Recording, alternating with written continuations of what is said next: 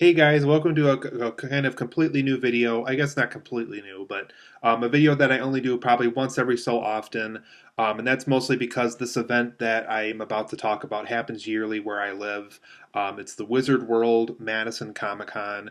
I live in the Madison, Wisconsin area, so like I said, this does basically happen yearly, I would say, or at least every 9 or 10 months we probably get one of these. But in this specific video, I'm talking about my 2018 Madison Comic Con experience. I'm going to briefly talk about kind of what the convention was like this year, what kind of the merchandise was this year, kind of the central theme, since this Comic Con happened closer to Christmas time, so therefore there was more of an emphasis on, hey, get this really good product. So and so might really enjoy that for Christmas this year and stuff like that. I'll briefly go over some of the celebrities. I wasn't as involved with celebrity interaction this year as I was on previous years. I really didn't go to any Q&A panels or anything, but I'm going to talk about that in just a second.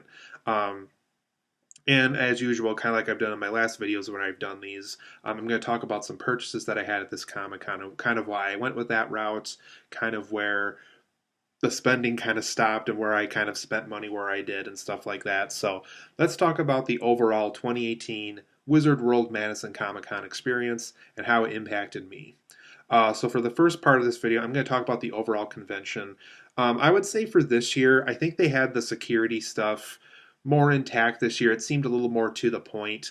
I think it was the 2017 Comic Con that did this, where you would walk in the front entrance, you would have to sit like all your stuff down on a table, and it would move like a conveyor belt, and then they look through it and stuff like that. They definitely didn't go that complex this year.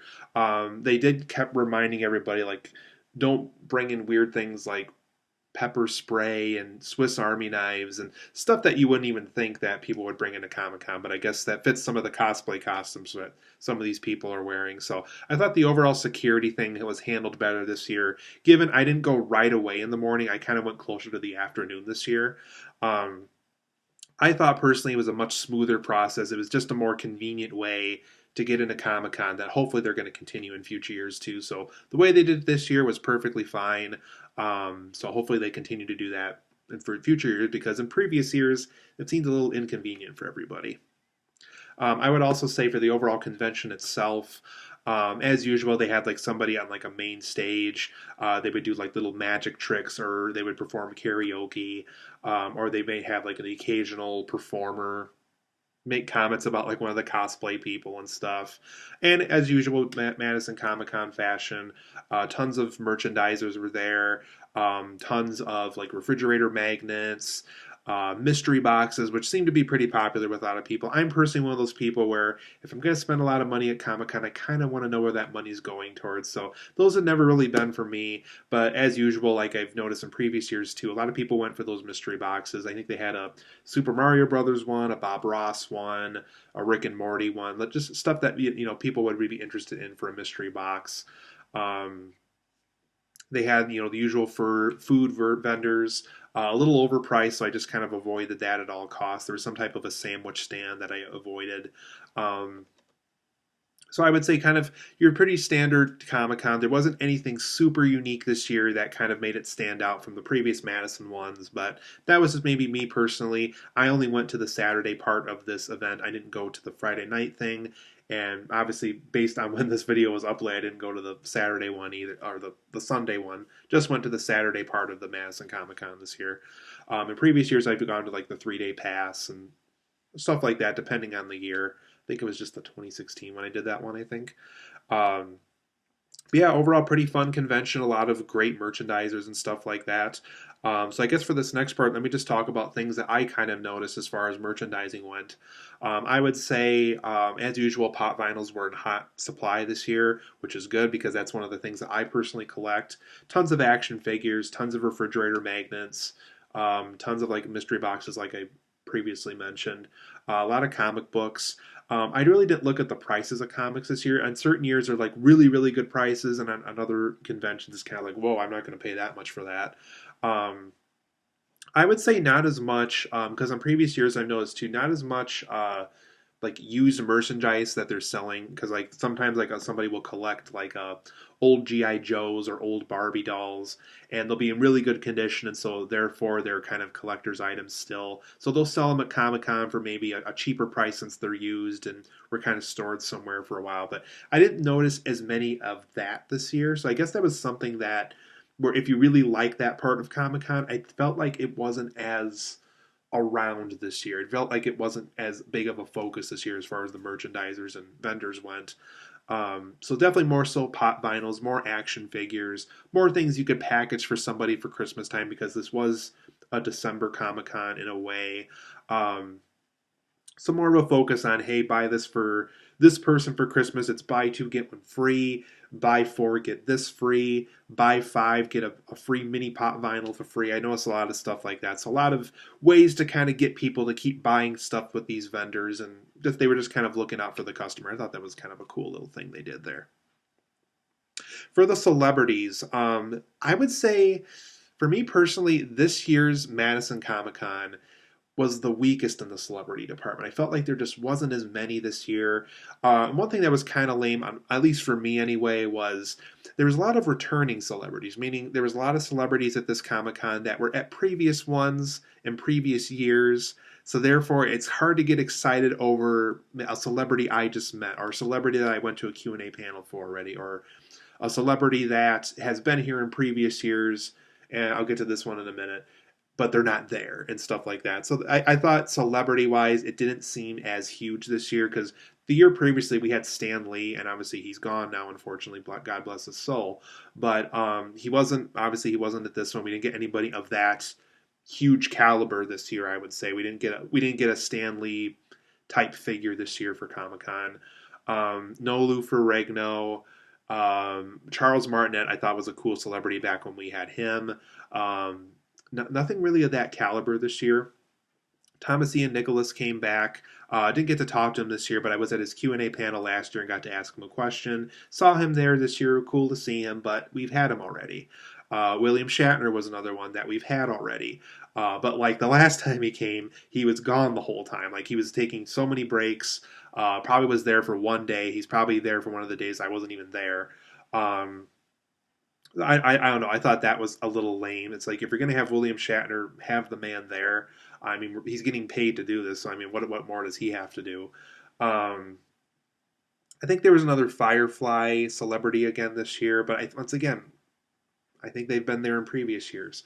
So I would say celebrity-wise, nothing too huge this year. We did have the actor who played Neville Longbottom from Harry Potter show up in this one.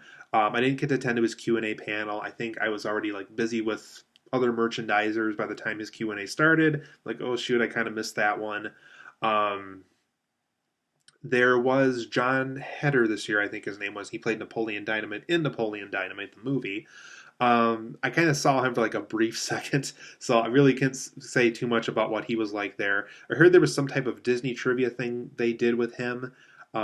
Hopefully that was cool. Like I said, wasn't there. Really didn't do any Q&A panels this year, so I really can't speak on that part of it. But maybe for the next year, there'll be enough bigger celebrities for me to attend such a panel for one of them. Now on to the purchases, which I'm sure most of you are curious about.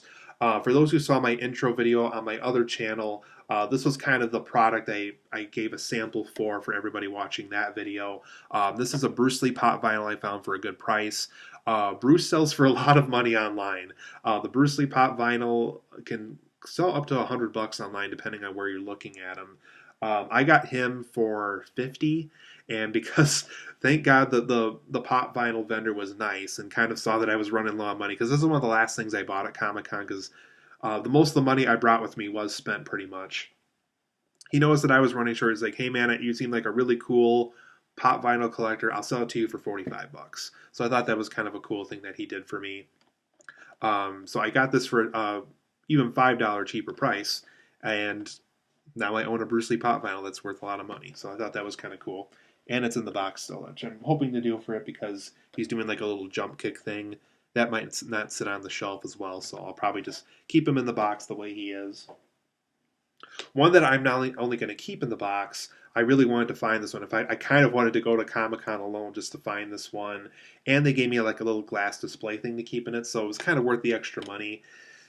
This one ran, I think, closer to $20, I want to say. Definitely a good price. It's more recent, but it's an Alfred Hitchcock pop vinyl in black and white, kind of in the spirit of Alfred Hitchcock Presents. They gave me this little glass case here to keep him in, so I thought that was kind of cool. Definitely going to keep him just like this the way it is. I definitely in the spirit of Alfred Hitchcock Presents right there. So really glad I found this one. I was really kind of looking around just for this at one part of the Comic Con alone. So glad I found Alfred Hitchcock. Kind of a cool find at the Comic Con. And for those who are wondering why he's looking like that, they're trying to imitate that image right there. So that's kind of the Alfred Hitchcock Presents uh, representation, I guess. One that I found for a very good price that I had to buy. I'm just too huge of a game fan, too much of a game person and game franchise fan of this specific character to not want to buy this one. I found Sonic the Hedgehog. He sells for a lot online. I found him for $15, so I just had to get it the moment I saw it. I love Sonic too much. I'm too much of a gamer to basically not say yes to this one. So I had to buy Sonic. So I found him for $15. He's even holding a little Chaos Emerald there for me. Glad to find him for $15. He came in a box, but I'm going to put him on a bulk shelf soon. So I figured might as well just take him out of the box now while I'm going to put him on the shelf somewhere. So I'm a huge fan of the game Crash Team Racing, and so I found Dr. Neo Cortex from the Crash Bandicoot games there as a pop vinyl. Since I always played as Cortex, I thought that would be the most appropriate pop vinyl to get. I do like the Crash Bandicoot series in general. Definitely an important PlayStation series for me, one of the better PlayStation series, especially from Naughty Dog for me too. So I got Dr. Neo Cortex, found him for $20, $15 probably. Like I said, one of my more favorite Crash Bandicoot characters. Kind of reminds me of Wario and Waluigi. Maybe that's why I like him so much. So I found him for a good price and a very fitting Crash Bandicoot pop vinyl for me. One that I've been looking around for a while. Apparently he's a Target exclusive. I've never seen him there whenever I look at pop vinyls there. But I found Captain Crunch, the pop vinyl. Very glad to see him. He has a little bowl of Captain Crunch there for me, thank God. Very cool to find him. Found him probably closer to $20, I would say. So Captain Crunch pop vinyl, was glad to find him there too. Another kind of ad icon related thing like Captain Crunch I've been meaning to find is Twinkie the Kid. He was the old Twinkie mascot for Hostess. I found a pop vinyl of him. I want to say he's closer to $20. There was a Comic-Con, like San Diego Comic-Con exclusive or something like that of him. I really couldn't tell the difference. It was costing more money. I just really wanted Twinkie the Kid, the pop vinyl, so I just bought like the regular one that's probably available almost anywhere you find him. Found him for a good price. Glad to add him to my pop vinyl collection. The next one I'm going to go through pretty quickly, just because this video is going much longer than planned. I picked up a couple business cards from some of the independent artists I talked to there. It's just kind of a little windmill of some of them that I have there. So pause the video if you need to look any of that. A lot of cool independent artists. A lot of them have kind of interesting backstories for why they do what they did. One that I was really impressed with was there was a girl there. They had little woodcuts of Game of Thrones designs, and they were kind of had like a gloss finish on them. Really cool girl. I was kind of talking to her for a while. Hopefully I wasn't annoying her if you're watching this video. But she seemed like a really cool gal. Kind of was talking to me about her employment position and stuff like that, and about kind of how she made the things the way she did. So I thought it was just kind of a cool little conversation I got to have with her. The next one I'm going to go through pretty quickly for the simple reason that some of these aren't going to stay with me. Some of these are actually going to be companion gifts to Christmas gifts I'm already buying for some friends and family. But let's kind of just quickly breeze through these. One that I'm going to tell you I'm going to keep right away is the Super Mario Brothers movie trading card pack. A guy was selling these there for a good price.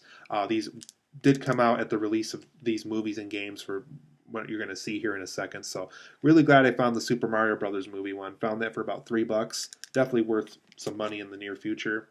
A Little Mermaid one. Can't tell who that's for because that's going to be kept a secret for now. Donkey Kong, all the way back from the early 80s. Really glad to find that one. Sonic the Hedgehog from the Genesis days. Really glad to find a trading card pack of that one. Really cool find there. James Bond. Mork and Mindy. So like I said, I couldn't get into too much detail on some of them because they are going to be a gift for certain people. So, but that's really what Madison Comic Con was about for me, guys. That was, fun convention, some great merchandise available. Probably could have stepped up their game on the celebrity department this year, but we did have Stanley the year before, so that's kind of hard to beat for a following year. But tons of great purchases that I found there. I had a ton of fun. I interacted more so with the independent artists, I would say, this year over the people who attended it. So I apologize if you saw me there and I was just kind of looking through everything. I was just kind of more so interested in what people were selling and stuff like that. So that's going to do it for me, guys. That was my 2018 Madison Comic Con experience. A ton of fun. And hopefully I'll have one in 2019 for when Wizard World returns to Madison, then for the next Comic Con.